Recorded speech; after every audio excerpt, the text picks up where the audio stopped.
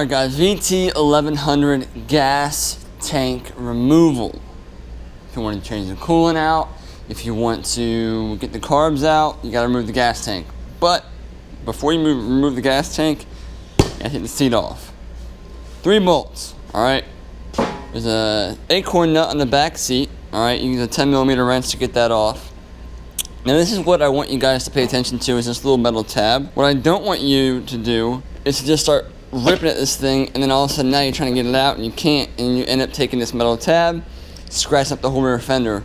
This little passenger seat comes back, and then you can pull it out that way. Alright, so put your hand or your fingers underneath this. Pull this back and kind of work it out like that. You got 2 5mm Allen bolts in the back of this seat. You take that off. You lift up here and come straight back with that seat. And bam. Now really there's 3 main things holding this whole gas tank on. Alright, so you got a bolt here, which uses a 12mm socket to get off.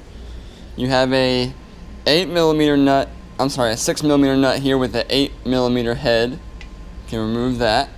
You have the fuel line here, and then you have a breather line on the other side. And it's super, super basic.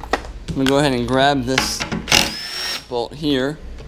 Alright, here's the bolt. You have a large washer, then you also have a spacer to kind of help keep this little gasket from crushing. Let's go ahead and grab that bolt up there. You're going to want to get some kind of long extension so you don't ding up the tank. Lefty loosey. If you don't feel confident, you can just throw a towel over the tank so you don't drop any of these tools. Better safe than sorry. So here's that bolt here, as well as a spacer and a collar. This is all one piece though. Alright, so that tank could almost lift up, but we still have the gas line. So ideally, I mean, if you wanted to, you could take all the gas out. I really don't care. I really don't care. It's always more beneficial when there's not a lot of gas in it. For some reason, people like to bring the bikes when they just fill up the tank all the way to the top. On the back side, there's a little vacuum line here. Let me show you. Rise. Alright, so here's the vacuum line here, okay? Most of the time, I can just grab right up on top of it and just kind of pull down on it. There's a little clip. You should be able to get that off. There's that clip there. Honestly, that's usually what I do every time. I don't lift the tank up and try to get tools underneath there, because a lot of times what people will do is they'll lift the tank up, use a pair of like needle-nose pliers to get on top of it.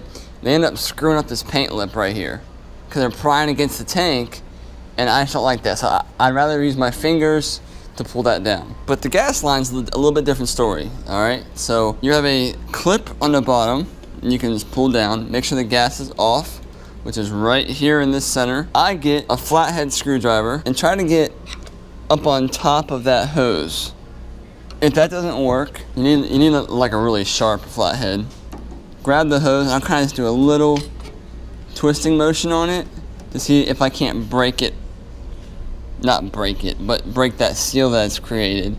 And I did. So now I can just kind of pull this down, get the pliers up on top, and pry against this fuel valve down. Okay, now a little bit of gas is going to come out. You're not going to set yourself on fire. Grab some rags. I'll usually put them right down in here, as close as I can to the fuel line. And but like I said, not a lot will come out. I'll take this hose and I'll actually point it downward just to get any excess fuel out. And that's it. That tank's ready to come up now. Now, the way that this tank is sitting, I'm going to lower the bike again. Alright, so the way that this tank is kind of held on, usually they're by rubber grommets. This one is a little bit different than most bikes. Around the frame, which is a twin bar frame, around that frame, there's like this little ribbed rubber section. And that ribbed rubber section is what is kind of gripping the tank from the inside. It's not plugged into any ears or anything like that. So simply what you're trying to do is just wiggle that tank up from off of that rubber ribbed section. And I'll show you exactly what I mean. Make sure you have a place to put the tank, which I don't currently. So I'm going to lift on the back side of this tank like that. Grab just in front of where that notch was. So now you got a nice two nice grips. What I'm going to do is kind of work this almost like I'm pulling it towards me. All right, pull it like this.